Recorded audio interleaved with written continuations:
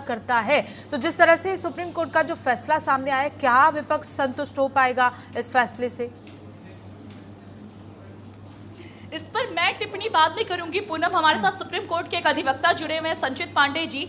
इस महत्वपूर्ण सवाल के साथ जरा उनसे ही कुछ बात कर लेते हैं, विपक्ष की भूमिका को लेकर के और जो याचिका दायर की गई थी उसको लेकर के। जी देखिए, मेरा सबसे महत्वपूर्ण सवाल ये है कि सुप्रीम कोर्ट का फैसला तो आ गया है संचित जी, लेकिन जो विपक्ष बार बार आरोप लगा रहा था एंटी इनकम्बेंसी को लेकर के, बार बार जो ये निष्पक्ष चुनाव को कराने को लेकर के, तो विपक्ष और जनता इसको किस तरीके से देखे? कहीं ना कहीं आवाज दब रही है, क्या हो रहा है, या फिर प्रक्रिया सही है? क्या कहेंगे इस पर?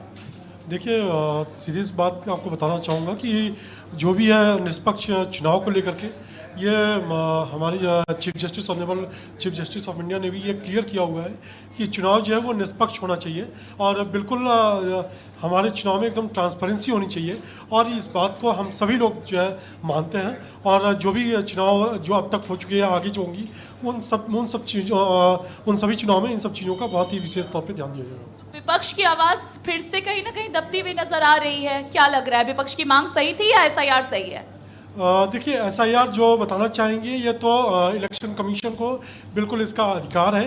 एसआईआर एक चुनाव को हमारे कितने मतदाता लिस्ट में जुड़े हुए हैं, कौन अभी जोड़ना है या किसको अभी वहाँ से हटाना है, ये कौन अभी जिंदा है या किसकी डेथ हो चुकी है, ये हमारा इलेक्शन कमीशन का काम है। तभी उन सब चीज़ों को देखते हुए एसआईआर कराया जाता है। डॉक्यूमेंट्स बताइए, क्या क्या महत्वपूर्ण डॉक्यूमेंट्स लगेंगे इस चीज़ों के लिए? देखिए, इन सब चीज़ों के लिए एसआईआर वेरिफिकेशन में आपका क्वालिफिकेशन, जैसे आपकी 10th की मार्कशीट हो गई या आपका ग्रेजुएशन हो गया, आपका वोटर आईडी कार्ड हो गया, आधार कार्ड हो गया, पैन कार्ड हो गया, ये सारी चीज़ें बहुत ही इंपॉर्टेंट हैं एसआईआर के लिए। गृह मंत्रालय वाला क्या जो सरकार जो आज अदालत की तरफ से भी कहा गया है कि आखिरी फैसला जो है वो गृह मंत्रालय करेगा इन चीज़ों को लेकर, नागरिकता का प्रमाण है या फिर नहीं है? देखिए, मैं आपको फिर से एक चीज़ क्लियर करना चाहता हूँ कि जो हमारा आधार कार्ड है, आधार कार्ड से हम ये डिसाइड नहीं कर पाते कि ये हमारा सिटीज़न ऑफ इंडिया है या नहीं है। ये हमारा होम मिनिस्ट्री डिसाइड करेगा ये सिटीज़न ऑफ इंडिया है या नहीं है।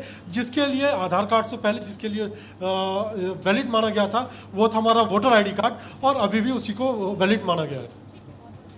पूनम, आपने सुना इस पूरी प्रक्रिया को, इन्होंने साफ तौर पर ये कहा है कि एसआईआर की जो प्रक्रिया है वो संवैधानिक और कानूनी तौर पे एक सही